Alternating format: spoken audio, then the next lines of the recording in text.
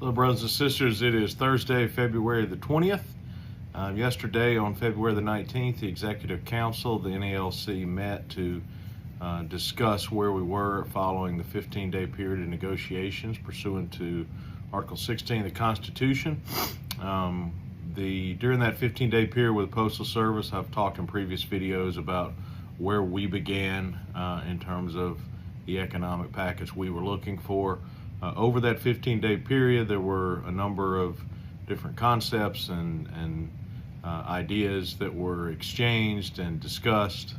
Post Service did move some on what they were willing to do economically, which included moving around some of the different economic benefits for us, and that included some increased general wage increases. But after discussion of that yesterday, the Executive Council unanimously voted to not enter into a modified tentative agreement. So we do not have an agreement to send out for ratification, and as the information we posted on the website said yesterday, our next step is interest arbitration. So we have selected arbitrator Dennis Nolan to serve as the chair of the three-person arbitration panel. Our case, we've been preparing it for over 2 years now, since the ratification vote was certified by the ballot committee on January 31st. Our attorneys and professionals and everyone that's involved in the preparation of our interest arbitration case have been hard at work to take all the preparation we did previously, fine-tune it, so we are ready to go. As soon as we confirm those dates and when the hearings will begin, we will put that information out. Both the NALC and the Postal Service have an interest in doing this as soon as possible. So we expect that as soon as Arbitrator Nolan, who we've reached out to, gets back to us with dates, that we will confirm those and lock those up and begin that process. So we'll have more on the interest arbitration process as we get closer to beginning it. But just in general, we are very well prepared. We have a ton of experience doing this in terms of our attorneys, professionals. I have a lot of experience doing it at this point, having been through 2 separate rounds of interest arbitration. So we remain confident that the best outcome that could be achieved through this interest arbitration process is what we will achieve. That will eventually set the terms for a new collective bargaining agreement for letter carriers. One of the things that we mentioned in this Fight Like Hell campaign is heat safety, which, during a day where I think across most of the country it's pretty cold, might sound a little far-fetched or far away, but it's really not. We have over the years experienced increasing temperatures. Every single year the temperature has gone up, which is a scientific fact, which means the hazard of letter carriers working in excessive heat has grown. We have at NALC been very heavily involved in this fight going all the way back to 2012. I personally have been, very involved in it, both working with, our attorneys and the folks over the Department of Labor on citations that OSHA has issued the Postal Service, certainly engaging directly with the Postal Service, and then in a broader way engaging with the federal government. The United States is the only industrialized country in the world that does not have a heat safety standard for workers. And a priority of ours during the Biden administration was to get a heat safety standard in place.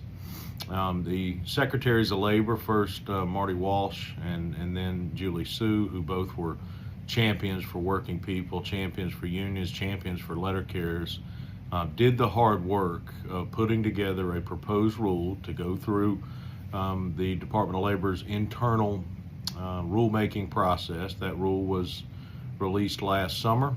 It has been through several steps already. One of those steps is having field hearings. Hearings have taken place all over the country. Letter carriers have testified in those hearings about our experience.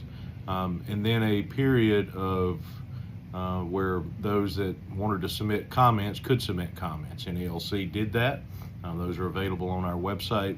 I think they're very, very powerful and strike a balance between, certainly explaining our experience with working in the heat, with also what experts in this area recommend in terms of keeping people safe. This is relevant because when the Trump administration came into office, on the very first day, there was an executive order signed by the president that put all pending rules on hold. There were some that were, the order stated if they were not past a certain threshold in the process, that those rules would be withdrawn. This particular one, because of where it was in the process, was put on hold for 60 days. The relevance today and the relevance this week is yesterday the Senate held a confirmation hearing for Lori Chavez DeRemer, a former member of Congress from Oregon, who is the president's nominee to serve as the Secretary of Labor, which would head the Department of Labor and ultimately would make the decision about what the future of this rule would be.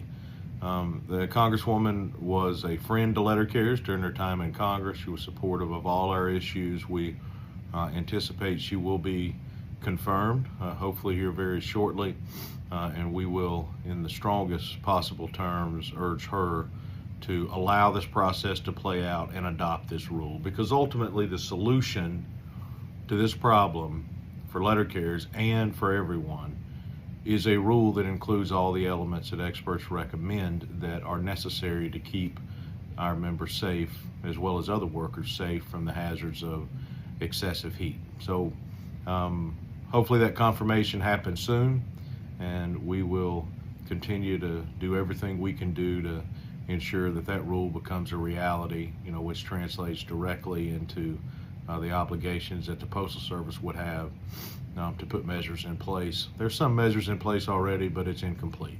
There are things that are not there right now. But a rule that would apply to all workers, of course, would move this process along and put us in a position to work safely.